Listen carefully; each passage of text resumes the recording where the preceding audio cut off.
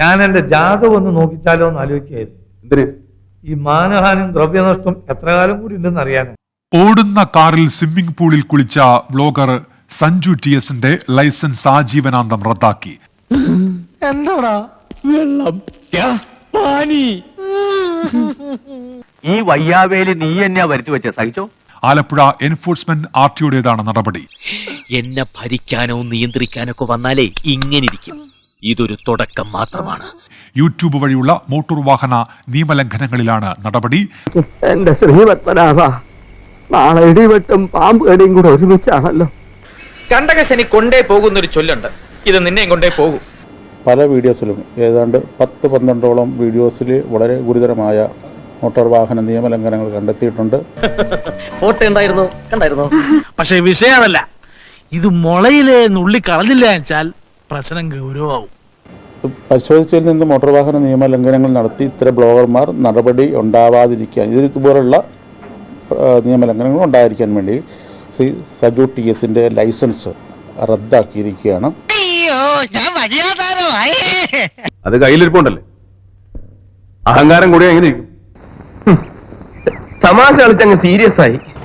ഇനി ഈ ലൈസൻസ് ഉപയോഗിച്ചുകൊണ്ട് വണ്ടി ഓടിക്കാൻ ശ്രീ സജു TSന് കഴിയില്ല.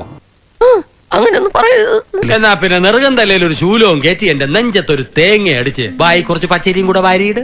മോട്ടോർ വാഹന നിയമം അനുസരിച്ച് സസ്പെൻഷൻ ആയാലും ലൈസൻസ് റദ്ദാക്കിയതായാലും അപ്പീലിനുള്ള പ്രൊവിഷനുണ്ട്. അല്ല, രക്ഷപ്പെട്ടല്ലോ, ചാവാതെ രക്ഷപ്പെട്ടല്ലോ എന്ന് പറയായിരുന്നു. അദ്ദേഹത്തിന് അപ്പീൽ 30 ദിവസത്തിനുള്ളിൽ നൽകാവുന്നതാണ്. എടാ, മുട്ടന്റെ അടുത്ത് മുട്ടണ്ട പോലെ മുട്ടിയാ പിന്നെ ഒന്നിനും മുട്ടുവരത്തില്ല.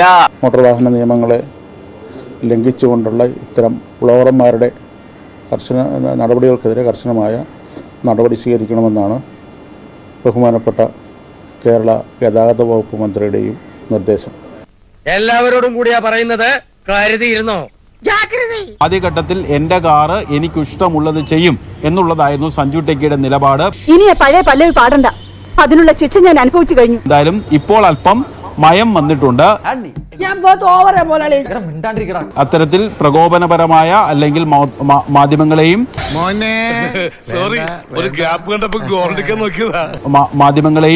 മോട്ടോർ വാഹന വകുപ്പിനെയൊക്കെ വിമർശിക്കുന്ന രീതിയിലുള്ള വീഡിയോകളൊന്നും കുറച്ച് ദിവസമായി കാണുന്നില്ല. ഒരുമാതിരി എനിക്കിട്ട് കേട്ടണം, മറ്റേ വർത്താനം പറഞ്ഞാലുണ്ടല്ലോ. ഏതായാലും അടുത്ത കുറച്ച് ദിവസം നീ എന്റെ നിരീക്ഷണത്തിലായിരിക്കും. ഇനിയും കഥ തുടരും.